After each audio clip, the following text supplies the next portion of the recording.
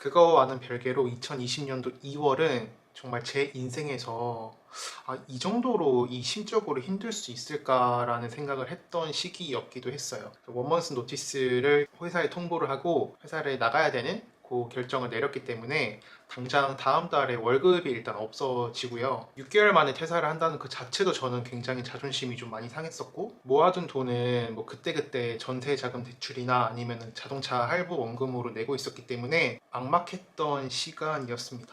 그때부터 이제 엄청 좌절의 시간도 있었지만, 이렇게 살다가는 진짜 다음 달에 고향으로 짐 싸서 내려갈 수도 있겠다라는 좀 위기감을 갖고 살아갈 방법을 좀 찾아다녔던 것 같아요. 사대보험 없이 사시는 분들, 즉 뭐 개인 사업을 하시거나 프리랜서를 오래 하시는 그 주변 지인분들을 그때부터 만나기 시작을 했어요. 또 제가 뭐 SNS로 주로 컨텐츠 만드는 그 분야 자체가 화장품 회사 쪽이었기 때문에 화장품 현업에 있으신 분들을 다시 또 만나면서 여러 가지 조언도 듣고 또 트렌드가 어떤지 이런 것들을 좀 파악할 수 있는 시간을 가졌었습니다. 그리고 스트레스가 굉장히 심해서 진짜 거짓말 안 하고 매일 타이레놀 한두 알씩은 계속 먹었던 것 같아요. 두통이 심해가지고. 왜냐하면 지금 내가 어떻게 처신을 하냐에 따라서 다음 달에 내 생사가 달려 있으니까.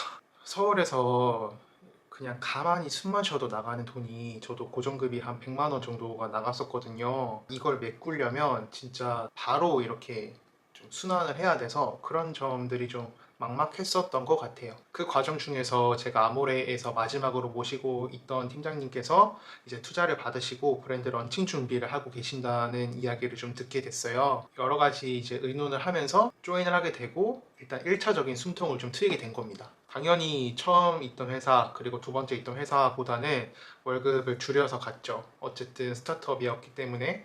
하지만 고정비인을 일단 충당할 수 있다는 그거가 저는 굉장히 안정감이 느꼈고, 4대 보험 된다는 그 자체가 저한테는 큰 메리트가 있어서 일단 이직을 결정하게 됐었고요. 당연히 그냥 지인으로서 이렇게 걷어들였다는 느낌보다는 제가 평소에 뭐 유튜브나 인스타그램, 틱톡 이런 것들에 대한 전반적인 SNS의 배경 지식이 있다 보니까 이런 일들을 좀 커버칠 수 있는 영역을 확인을 하고 협의하에 이제 입사를 하게 됐습니다. 그때부터는 본격적으로 저는 이제 겸업을 하기 시작을 했어요. 흔히 이제 뭐 엔잡러, 인디펜던트 워커가 된 거죠. 뭐 아모레 첫 회사에서부터 저는 습관이 좀 들었었던 부분이긴 한데, 아침 일찍 출근하면서 지하철에서 이렇게 편집 작업을 한다든지 아니면은 출근해서 업무 시작 전에 이런 메이크업 하는 영상을 촬영을 한다든지 이런 식으로 좀 시간을 분배를 해서 사용을 했었고, 퇴근길에 그 아침에 찍었던 영상들을 이렇게 이제 스마트폰으로 이렇게 편집하는 그런 생활을 했었기 때문에 스타트업에 입사를 하고서도 그 생활을 좀 오래 했던 것 같아요.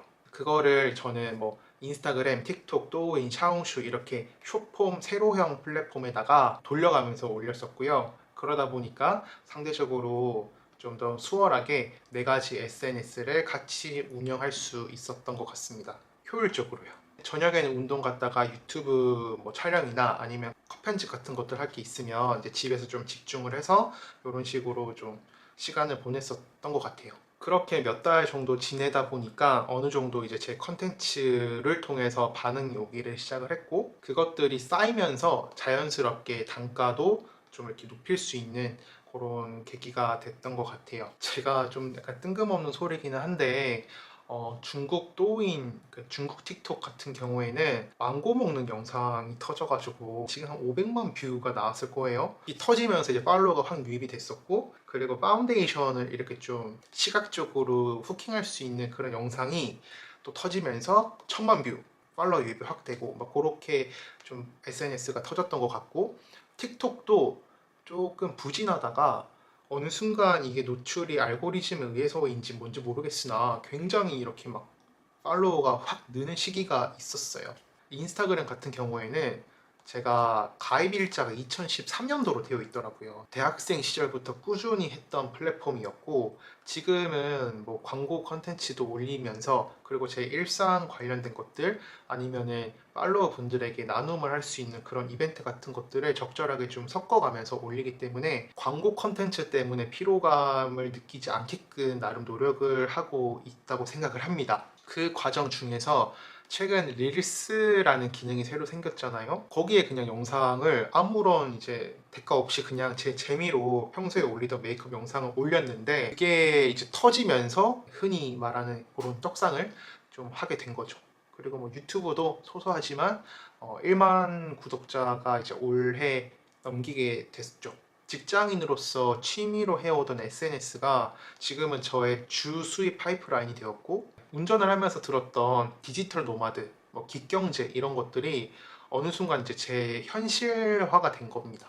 지금 이 영상을 보시는 이제 직장인 분들 아니면은 뭐 대학생 분들, 전업주부이신 분들 다양한 분들이 있으실 텐데요. 제가 하고 싶은 이야기는 뭐 저는 SNS로 돈을 벌기 시작을 했으니까 여러분도 할 수 있습니다. 이런 이야기를 하고 싶지는 않아요. 저는 제가 회사 생활을 하면서 쌓아왔던 저의 업무적인 역량과 제 SNS에 접목을 시킴으로써 약간 SNS로 수익화를 만들어내기 시작을 했다고 생각을 합니다. 메이크업 아티스트로 일을 하면서 뭐 메이크업적인 부분이야 너무 당연한 거고, 또 뭐 영상 편집에 대해서도 조금 더 공부를 해봤으니까 이런 것들이 너무 도움이 됐었고요. 그리고 중국이랑 동남아를 정말 출장을 많이 갔었거든요. 어느 정도 그 나라 사람들이 어떤 컨텐츠 아니면 어떤 요소에 반응을 하는지 제 좀 몸소 알고 있는 것 같아요. 또 화장품 회사에서 근무를 하면서 광고주가 어떤 거를 원하는지, 그리고 저의 SNS를 운영을 하면서 인플루언서가 어떻게 커뮤니케이션을 광고주와 하는지, 어떤 컨텐츠를 팔로워 분들이 조금 더 좋아해 주시고 반응을 해 주시는지에 대한 그런 여러 가지를 또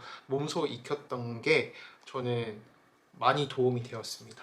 주변 직장인 분들 아니면 지인 분들이 저에게 하는 가장 큰 말이, 야 너는 그래도 컨텐츠화 할 수 있는 게 있잖아 라고 이야기를 하는 거거든요. 근데 한번 생각을 해보세요. 물론 화장품, 뷰티 이런 컨텐츠가 굉장히 일반적이고 많기는 하지만 신사임당님이나 김미경 선생님, 그리고 저의 또 유튜버 선배님이신 드로 앤드류 같은 분 같은 경우에도 본인이 기존에 해오던 그런 경험들을 온라인에 랜딩을 어떻게 시켰냐에 따라서 훨씬 더 영향력 있는 사람들이 됐잖아요. 이제 그걸 가지고 주 활동을 이루어내시기도 하고요. 지인들과 이러한 주제로 이야기를 하다 보면 그 사람만이 가지고 있는 강점이 반드시 하나씩 있습니다. 영어를 특출나게 잘해서 한국 사람들에게 영어를 알려주는 컨텐츠를 만들 수가 있고, 또 반대로 영어로 어느 정도 커뮤니케이션이 되기 때문에 외국 사람들에게 한국어를 캐주얼하게 알려주는 그런 컨텐츠를 만들 수도 있을 거고, 직장을 다니면서 엑셀을 남들보다 잘하다 보니까 그냥 엑셀 창을 스크린 녹화 같은 것들을 해가지고 컨텐츠로 만드실 수 있는 분들 분명히 계실 거고요. 셈이 빠른 사람들 아니면 패션에 관심이 많은 사람들, 본인이 잘할 수 있는 영역을 SNS로 사진이든 영상이든 글이든 잘 풀어만 내면 그게 반드시 SNS를 활용한 수익 파이프라인을 창출하실 수가 있을 거예요. 저는 이 말을 진짜 꼭 해드리고 싶었습니다. 저는 지난날에 저의 월급 그리고 저의 수입원에 비해서 비교적 돈을 만지고 있다라고 생각을 하고요. 주 수입 파이프라인이 전 아무래도 이제 뷰티 쪽의 컨텐츠를 제작하는 사람이다 보니까 인스타그램, 유튜브, 틱톡, 또인, 샤오롱슈 이 5가지 채널에서 육아 컨텐츠 광고를 많이 하면서 어느 정도 수입을 이뤄내고 있습니다. 근래에 이제 핫한 라이브 커머스에서도 꾸준히 이제 영역을 조금씩 확장을 해 나가고 있고요. 그런 셀링적인 능력을 조금 더 온라인으로 가지고 와서 마케팅이나 공구 같은 것들도 꾸준히 진행을 하려고 하고요. 조금 다른 공구 진행하시는 분들이랑 다르게 한국에서 공구를 진행을 할 때 동남아시아 분들도 같이 제품을 구매하실 수 있도록 쇼피를 연결을 시켰습니다. 기본적으로 제가 한국인 팔로워 분들이 가장 높긴 하지만 그 외에 더 많은 비중을 차지하는 국가들이 동남아시아에 있는 팔로워 분들이셔서 K-뷰티, 뭐 K 관련된 프로덕트를 좀 관심 많이 가지시는 경우가 많았었거든요. 이제 그런 것들을 조금 해소해주고, 또 저는 제 셀링 파워를 크게 키워나가기 위해서 쇼피를 건들기 시작을 했는데, 이것도 아마 기회가 되면 따로 영상을 좀 구체적으로 찍어 보도록 하겠습니다. 그리고 이제 뭐 쿠팡 파트너스나 아니면 올해부터 시작을 한 쿠팡 라이브 커머스 같은 것들도 지속적으로 좀 진행을 해보면서 다양한 수입 파이프라인을 창출하려고 노력을 하고 있는데요. 지금 제가 여러 가지 수입 파이프라인을 말씀드렸는데 이게 모두 제가 가지고 있는 SNS가 기반이 된 수익 파이프라인이다라고 생각을 하시면 될 것 같아요. 무자본 창업을 한 거죠. 시간과 노력만 들여서 이렇게 진행을 했습니다. 본인이 경험하고 일해왔던 것들을 SNS에 접목시켰을 때 사진이든 영상, 글 이런 컨텐츠로 풀 수 있는 것들이 반드시 하나씩은 있으실 겁니다. 그게 처음부터 수익화를 내기는 어렵겠지만 쌓이고 쌓이면 반드시 수익화를 만들어낼 수 있는 이제 계기가 될 거고요. 이런 것들의 케이스가 많다 보니까 그렇게 다른 사람들을 보면서 좀 그런 생각을 하시는 것보다는 본인이 할 수 있는 컨텐츠가 뭔지에 대해서 좀 더 생각을 해보시는 게 먼저이지 않을까라고 생각을 합니다. 잘할 수 있는 것들이 컨텐츠화가 되었을 때 반드시 수익화를 이뤄낼 수 있는 정말 그런 시대이거든요. 저는 월급쟁이 시절 때보다 지금 이제 근 몇 달 안에 평균적인 수입치가 한 3배 정도는 되는 것 같아요. 이제 이렇게 막 프리랜서 하시는 분들을 보면서 어떻게 수익화를 시키는지에 대해서 고민을 했던 게 딱 2020년도 2월 달이었으니까 2021년도 이 영상을 찍고 있는 3월이 한 딱 1년 정도 되는 시기네요. 이 영상을 보신 여러분들도 제가 이야기를 해드렸던 부분에 대해서 다시 한번 생각을 해보고 본인이 잘할 수 있는 거, 이걸 컨텐츠화 시킬 수 있는 거, 그리고 어떤 식으로 수익화를 내는지에 대해서 고민을 많이 해보시는 것을 추천을 드립니다. 앞으로도 제가 디지털 노마드나 일상 브이로그나 아니면 어떤 식으로 제가 수익 파이프라인을 또 이렇게 만들었는지를 구체적으로 담아보도록 할 테니까 구독과 좋아요는 꼭 해주세요. 안녕.